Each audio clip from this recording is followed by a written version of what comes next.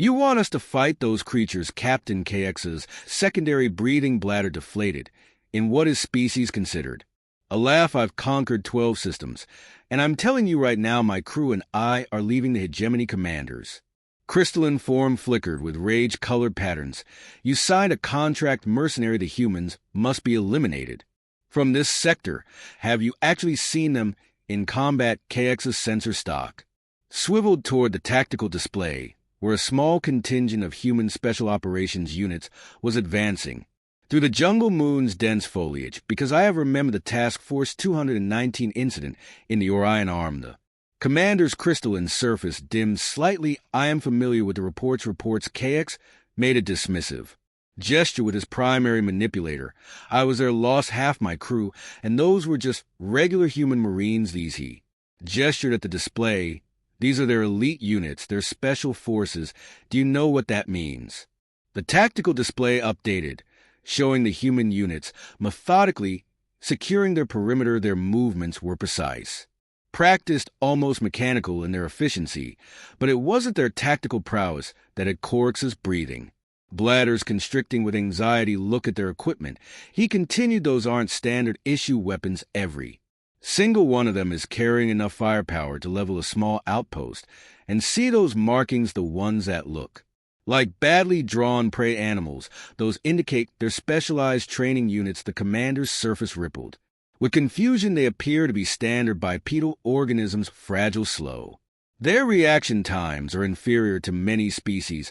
CX activated his species equivalent of a bitter smile. That's what makes them so dangerous. They know they're fragile, they know they're slow, so they compensate. Have you ever wondered why humans are the only species that developed the concept of special forces in the first place? The tactical display blinked as one of the human units deployed what appeared to be a primitive projectile weapon. The commander's surface briefly flickered with amusement.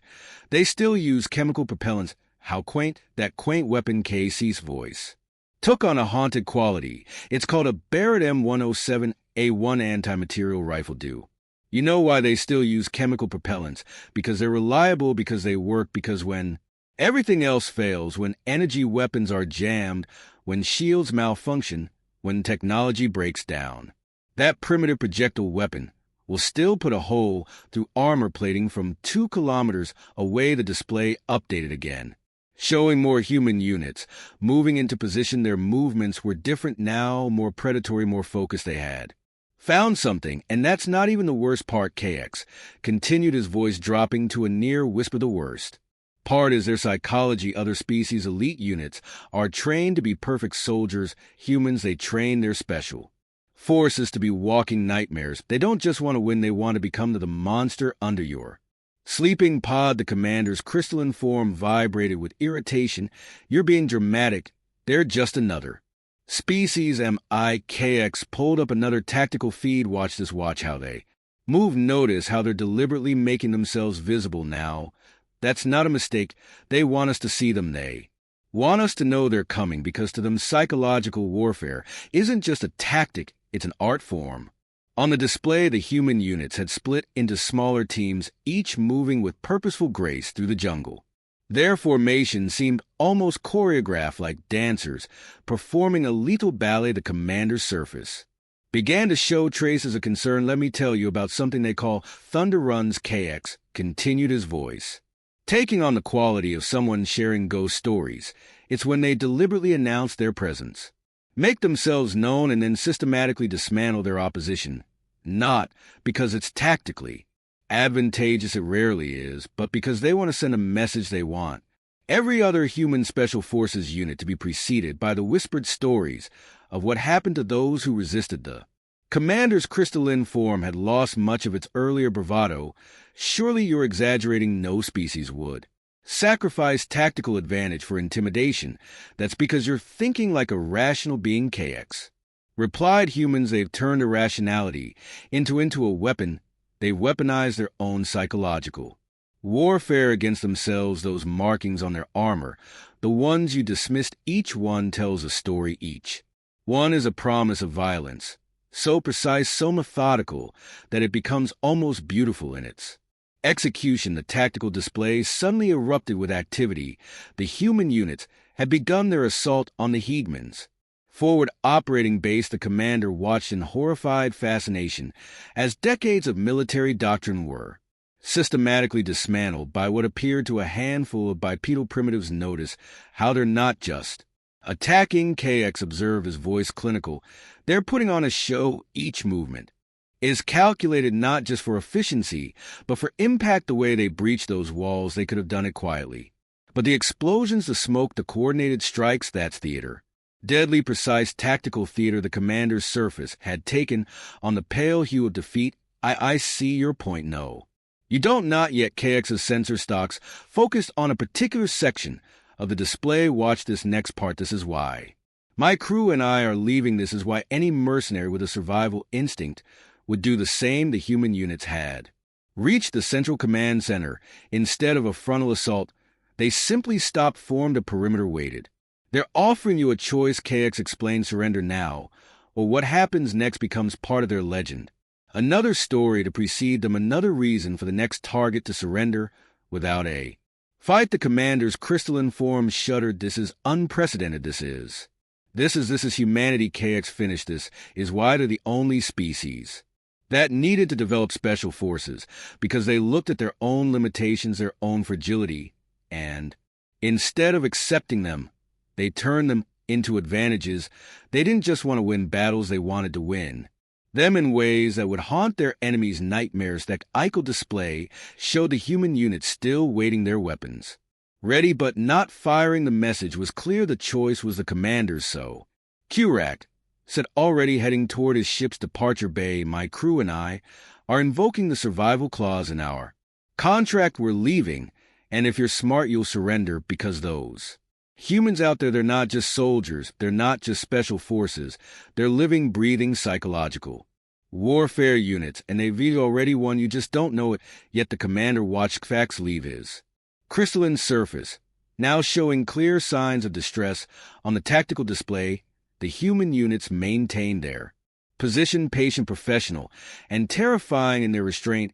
In the end, the commander surrendered not because of the human superior firepower or their tactical advantages, or even their specialized training. He surrendered because Kr'thax was right. They had already won, and they had done it without firing a shot. They had done it by simply being what they were, humanity's finest, turned into living legends through equal parts skill, training, and carefully cultivated mythology. As the human units secured the base, one of their commanders received a simple message from high command: mission accomplished, minimal casualties, maximum impact. The commander smiled behind his tactical visor. Another story for the legends, another reason for future opponents to hesitate, to fear, to surrender. After all, that was the real purpose of human special forces, not just to win battles, but to prevent them entirely, because sometimes the most effective weapon isn't a gun or a bomb or even a soldier.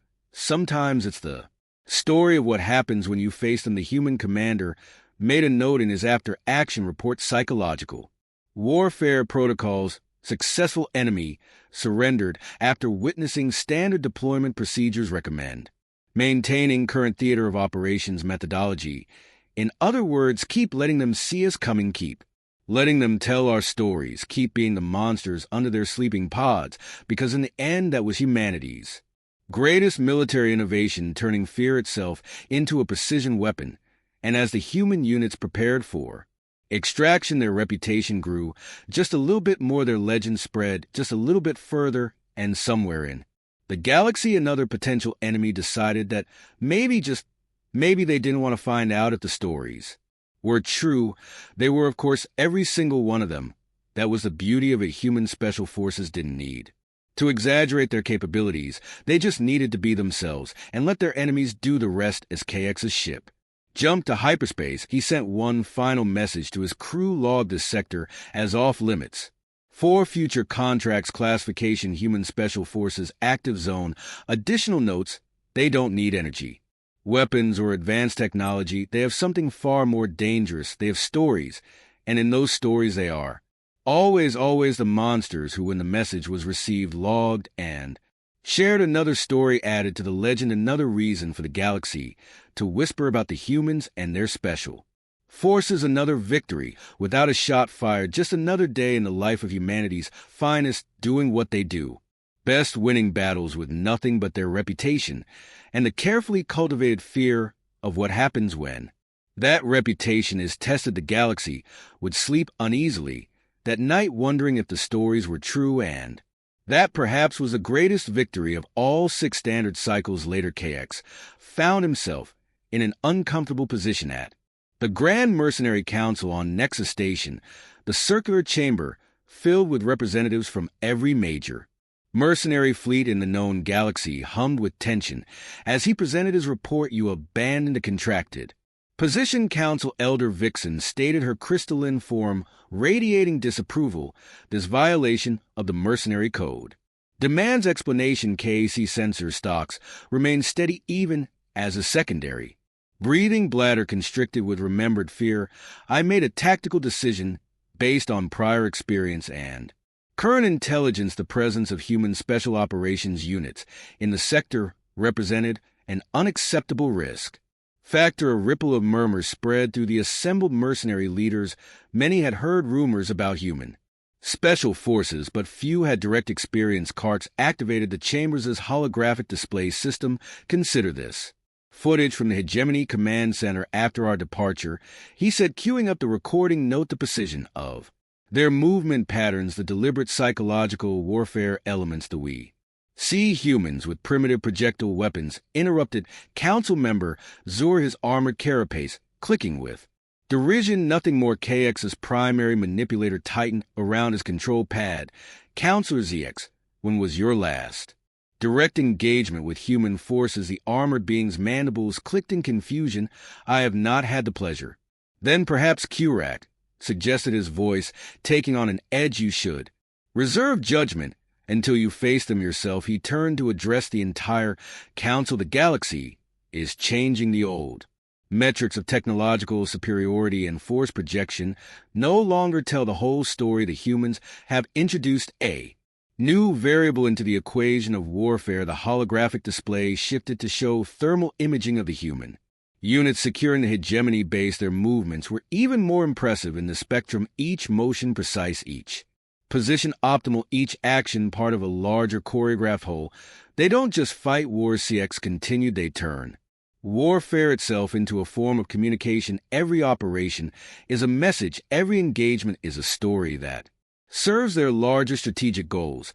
Council Elder Vien's crystalline form flickered with interest, explained, the hegemony commander surrendered a fortified position to a numerically inferior force without firing a shot. KX stated, not because the humans overwhelmed him with superior firepower or technology, but because they had already won the psychological battle before it began. He zoomed the display in on one of the human operators. Look at their equipment loadouts. Each piece serves multiple purposes: tactical, strategic, and psychological. Those primitive projectile weapons, they're not just weapons, they're props in a performance designed to demonstrate human unpredictability. A performance, Zork scoffed. War is not theater to humans, especially their special forces. It's exactly that, KX countered. They understand something that most species miss. The most efficient victory is the one achieved without combat, and they've turned that understanding into an art form. The display shifted again, showing the human unit's deliberate perimeter formation around the command center. This wasn't just tactical positioning, this was stagecraft. They were giving the hegemony commander time to remember every story he'd ever heard about human special forces, time to imagine what would happen if he didn't surrender. Council Elder Vixen's surface rippled with thoughtful patterns. You believe this justifies breaking contract? I believe, KX replied carefully, that we need to update our risk assessment protocols. The traditional metrics don't account for human psychological warfare capabilities. We're measuring weapon yields and shield strengths while they're rewriting the fundamental rules of engagement. He input a new command, and the holographic display filled with data from previous human special forces operations. Pattern analysis shows a clear evolution in their methodology. They're not just winning battles, they're building a mythos. Each operation adds to their reputation, makes the next Operation more likely to succeed without casualties, and you suggest we simply avoid all contracts involving human. Special Forces Zerx demanded. I suggest we acknowledge reality. KX answered. We're professionals. We calculate risks and rewards, and right now our calculations aren't accounting for the full spectrum of human capabilities. The chamber fell silent as the council members processed this information. Finally, Council Elder Vix then spoke. You propose adjustments to the mercenary code. I propose survival. KX stated simply, the galaxy is entering a new phase. The humans aren't just another species with advanced technology or superior numbers. There's something we haven't encountered before, a species that has turned warfare itself into a form of psychological combat. He gestured at the display, now showing multiple recordings of human Special Forces operations. Look at the patterns, the consistency, the deliberate cultivation of their reputation. They're not just fighting battles. They're writing a story where they are the inevitable victors, where resistance only adds to their legend. And you believe this story? ZX challenged. I believe in surviving, KX replied. And sometimes survival means recognizing when you're facing an opponent who isn't just trying to defeat you. They're trying to turn you into a cautionary tale. The council chambers erupted in debate, but KX knew he had made his point. The galaxy was changing, and the mercenary code would need to change with it, because somewhere out there human Special Forces units were continuing their operations, adding to their legend one carefully orchestrated performance at a time. And in the end, that was perhaps the most terrifying thing about them. They didn't need their stories to be exaggerated or embellished. The truth was frightening enough. They had turned warfare into an art form, victory into a foregone conclusion, and their very presence into a weapon more powerful than any energy beam or plasma torpedo. As KX left the council chamber, his communicator chirped with a priority alert. Another human Special Forces operation had just been logged in a nearby sector.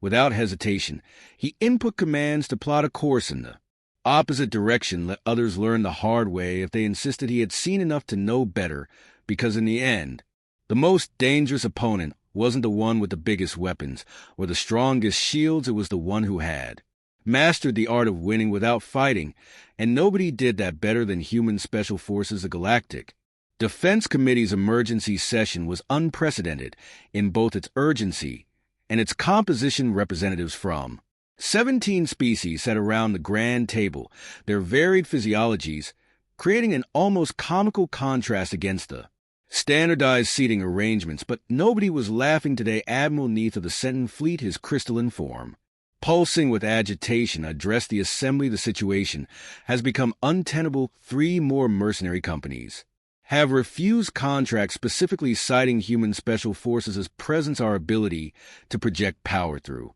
conventional means is being systematically undermined. KX, invited as an expert witness, observed the proceedings with his sensor stocks carefully neutral. The committee had finally begun to understand what he had learned through bitter experience. Humanity had changed the rules of engagement at a fundamental level, perhaps, suggested the Relian ambassador, her floating gas form shimmering with calculation. We have been approaching this incorrectly. Instead of viewing human Special Forces as a military problem, we should analyze them as a cultural phenomenon. The chamber's holographic system activated, displaying footage from recent human operations. KX recognized several of the scenarios, each one a perfect example of human psychological warfare methodology. Consider, the ambassador continued, that their effectiveness stems not from superior technology or overwhelming force, but from their understanding of narrative impact. They have turned military operations into a form of storytelling. KC's primary manipulator twitched with recognition. Finally, someone else was seeing the bigger picture. Observe their pattern of escalation, the ambassador said, manipulating the display. Each operation builds upon the reputation established by previous ones. They're not just conducting military operations, they're writing a saga, with each chapter carefully crafted to enhance the impact of the next Admiral. Nexus crystalline surface flickered with skepticism.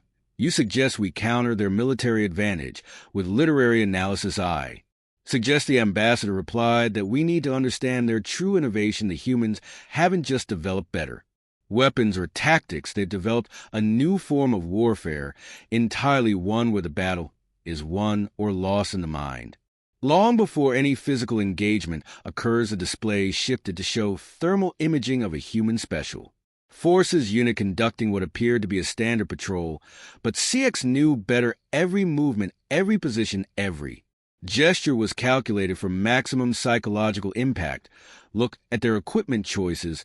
KX interjected, unable to remain silent. Those primitive projectile weapons, they're not just practical tools, they're symbols. They carry them not despite their primitive nature, but because of it. Each one is a statement: we don't need your advanced technology to defeat you. The committee members shifted uncomfortably. The implication was clear. How do you fight an enemy that turns your own technological superiority into a psychological disadvantage? Furthermore, CX continued warming to his subject. Their operational methodology isn't just efficient, it's theatrical. Every mission is choreographed not just for tactical success, but for maximum narrative impact. They're not just soldiers, they're storytellers writing their legend in real time. The Arcturus representative, a being of pure energy contained within a containment field, pulse with curiosity. You speak as if they planned this evolution deliberately, didn't they? KX challenge. Look at their training programs, their unit designations, their carefully cultivated traditions. Everything about human special forces is designed to create and reinforce a specific narrative, one where they are the apex predators of the galaxy, not through overwhelming force, but through precision, dedication, and an almost artistic approach to warfare. The holographic display updated again, showing multiple human operations simultaneously viewed together. The pattern became clear: each operation built upon the others, creating a tapestry of controlled violence and psychological dominance. They've turned their own limitations into advantages. The Relian ambassador observed their physical fragility becomes a testament to their skill. Their technological limitations become proof of their adaptability. Even their primitive weapons seared to enhance their mystique. Admiral Nexus' crystalline form had taken on the pale hue of realization. Then how do we counter them? How do we fight an enemy that has turned warfare itself into an art form? Perhaps, Casey suggested, that's the wrong question. Perhaps we should be asking why they chose this path in the first place. The chamber fell silent as the implications sank in. The humans hadn't developed their special forces methodology by accident. They had looked at common warfare with its emphasis on technology and force projection and chosen a different path entirely. They're not just fighting battles, CX continued, his voice taking on an almost admiring quality. They're reshaping the very nature of military conflict. Each operation is a performance, each victory a chapter in their ongoing narrative. And the most brilliant part, the stories are true. They don't need to exaggerate or embellish the reality of their capabilities is frightening enough. The Galactic Defense Committee sat in uncomfortable silence, processing this revelation.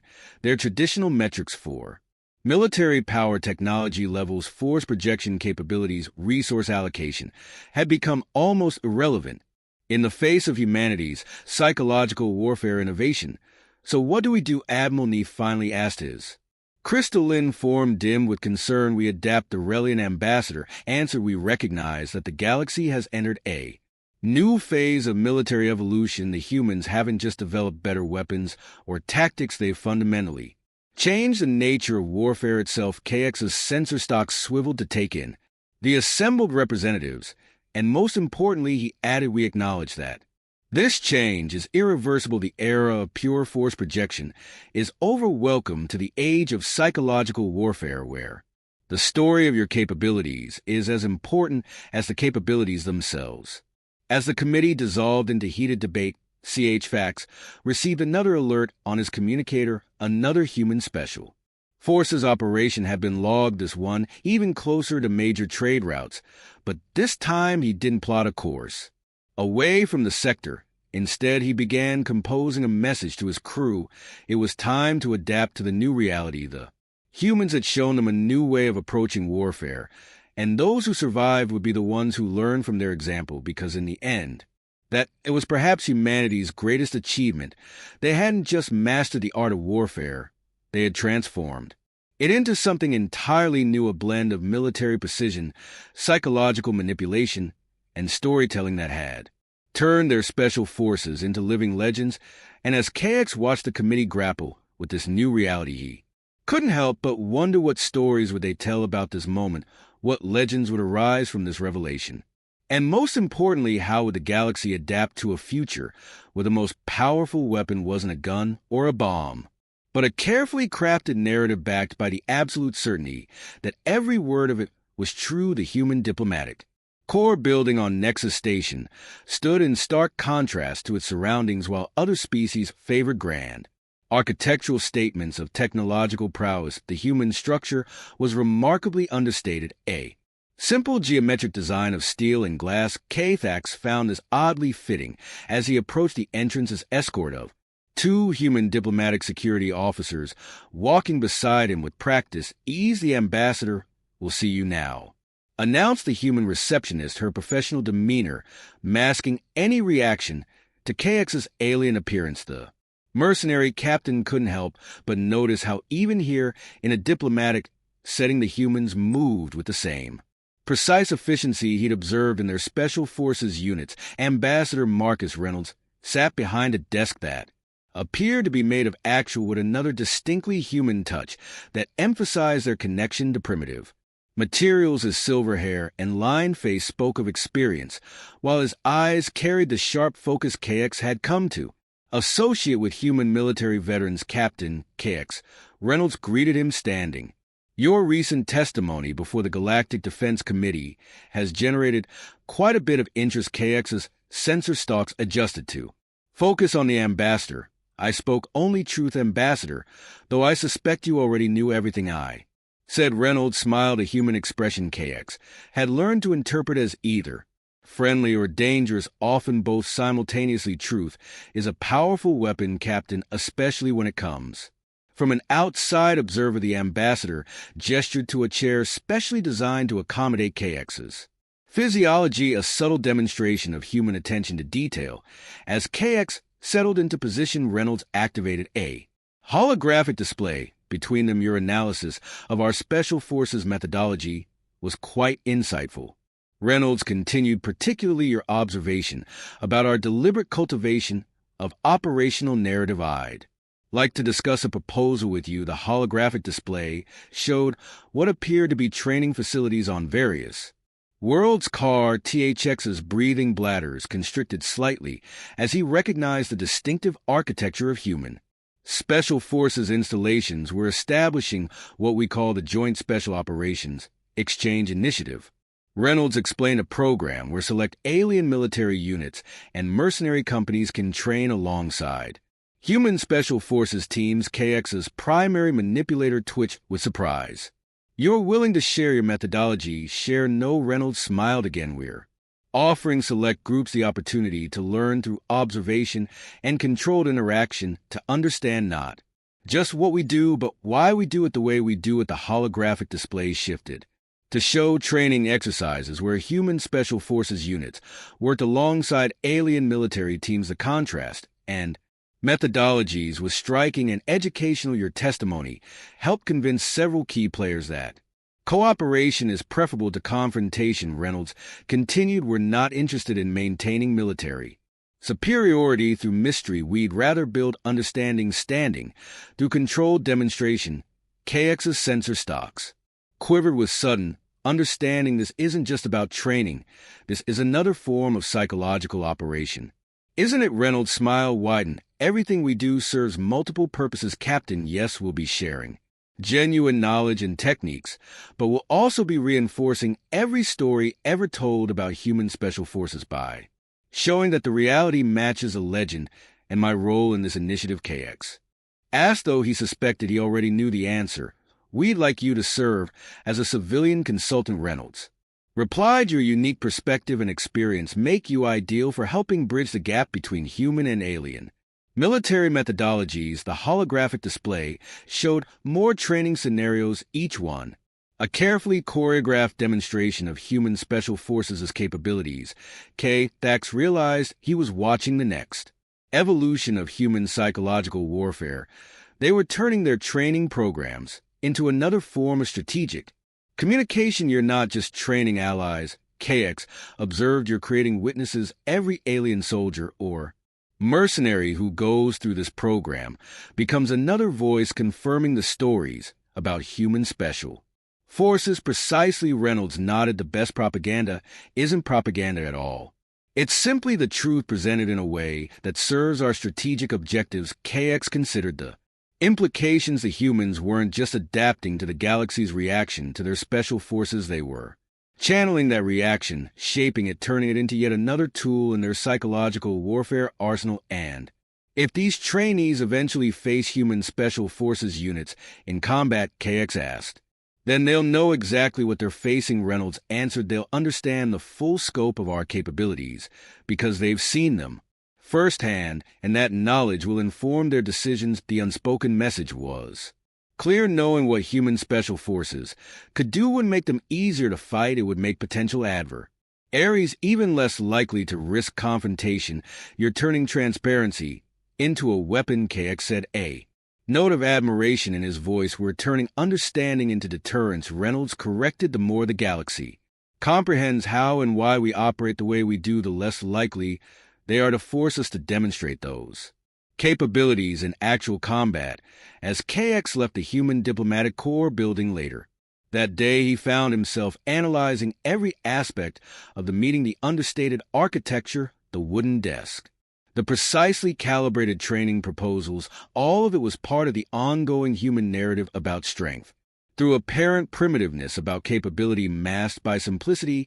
His communicator chirped with the formal offer to join the Joint Special Operations Exchange Initiative. As a consultant, KX didn't hesitate before accepting the humans were rewriting the rules of warfare once again, and he wanted to be there to witness it, because this, he realized, was the next chapter in their story. They weren't just content to be the galaxy's most feared special operations forces. They were going to teach others why they were feared, confident that the truth would only reinforce their reputation, and in doing so they would achieve something unprecedented. They would turn their potential adversaries into the primary vectors for spreading their legend. Every trainee who went through the program would become another storyteller, another voice confirming that when it came to human special forces, the reality was even more impressive than the mythology. It was, KX had to admit, absolutely brilliant. The human had taken the very thing that made others fear them, their special forces capabilities, and turned it into a diplomatic tool, a training opportunity, and a psychological warfare operation, all at once. As his ship prepared for departure, KX received one final message from Ambassador Reynolds. Welcome to the program, Captain. Let's write the next chapter together. KX found himself experiencing what humans called a smile. The galaxy was about to learn that the only thing more impressive than human special forces in combat was human special forces in training, and he would have a front row seat to watch as they turned their legend into a curriculum, their mythology into a training manual, and their reputation into a bridge between species. The next phase of human psychological warfare had begun, and this time everyone was invited to witness it firsthand. The stories would continue to spread, but now they would come with practical demonstrations and personal experience to back them up. The galaxy would never be the same, and neither would warfare itself. 3 standard months into the Joint Special Operations Exchange Initiative, Casey stood in the Observation Center of Training Facility Alpha, watching as the first cohort of alien military personnel underwent their initial practical exercise alongside human special forces instructors. The facility, located on a remote Earth training ground called Fort Bragg, had been specifically modified to accommodate various alien physiologies, while maintaining its primitive austere character. Lieutenant Colonel Michael Hayes, the program's chief instructor, stood beside KX's weathered face, impassive, as they observed the training scenario unfold. Your insights have been invaluable in designing these exercises, Hayes noted, his voice carrying the quiet authority KX had come to associate with human special forces officers. Below them, a mixed team of Centaurian crystalline forms and Relian gas forms were attempting to coordinate with human instructors on a complex breach, and clear operation, the contrast in their natural capabilities made the exercise particularly challenging and particularly illuminating. They're learning more than just tactics. KX observe as sensor stocks, tracking the precise movements of the human. Instructors, they're learning your thought process, your approach to problem solving. Hayes nodded. That's the point. We're not just teaching them how to fight, we're teaching them how humans think about fighting. It's the difference between knowing the moves and understanding the philosophy behind them. The observation sense displays showed multiple angles of the training exercise. The alien trainees were struggling to adapt to the human methodology, but that struggle was precisely what made the program so effective. Every difficulty, every adjustment, every moment of realization served to reinforce the legendary status of human special forces. Watch this, Hayes said, indicating a particular screen. A human instructor was demonstrating what they called improvised problem solving using seemingly primitive tools and techniques to overcome advanced technological obstacles. The alien trainee reactions range from disbelief to grudging admiration. You're not just teaching them your methods, KX realize you're making them experience firsthand why those methods are effective. Exactly, Hayes confirmed. Anyone can read about human special forces tactics in a manual, but understanding why we choose to operate the way we do, that requires hands-on experience. The displays showed another training group, this one focusing on what the humans called psychological warfare. Integration. KX watched as human instructors taught alien trainees how to incorporate psychological elements into their operations, not by mimicking human techniques, but by developing approaches that suited their own species' capabilities. The brilliance of it, KX mused, is that you're simultaneously demystifying and reinforcing your reputation. Every trainee who completes this program will know exactly how human special forces operate, and that knowledge will make them even more respectful of your capabilities. Hayes allowed himself a small smile. The best deterrent is as an informed potential adversary. When they understand not just what we can do, but why we do it that way, they're much more likely to seek diplomatic solutions. The training scenario below reached its conclusion. The mixed alien-human team had successfully completed their objective, though not with the fluid efficiency of a pure human special forces unit. But that CX realized was another part of the lesson. You're showing them the gap, he said, letting them experience firsthand the difference between understanding your methods and matching your capabilities. There's no better way to build respect than to let someone try to do what you do, Hayes replied. Every graduate of this program becomes an ambassador for human special forces methodology, not because we've indoctrinated them, but because they've experienced for themselves why our reputation is deserved. KX's attention was drawn to a new group entering the training area. These were advanced trainees, ones who had been in the program for several weeks. The difference in their movement and coordination was notable. They weren't trying to imitate human special forces techniques exactly, but had begun incorporating elements of human methodology into their own species' natural capabilities. That's the real success, Hayes noted, following KX's gaze. When they stop trying to be us and start learning from us, when they understand that the principle behind a technique is more important than the technique itself. The displays showed more training scenarios unfolding across the facility. Each one was carefully designed to emphasize different aspects of human special forces methodology, from tactical problem solving to psychological warfare. Integration to the crucial element of adaptability. Your species continues to surprise me, KX admitted. You've turned your training program into a form of diplomatic outreach, your reputation into a teaching tool, and your methodology into a bridge between different species' military traditions. Hayes turned to face the mercenary captain directly. That's because we understand something fundamental about warfare in the galaxy. The best victory is the one you achieve through mutual understanding rather than conflict. As if to emphasize his point, alarms suddenly blared through the facility.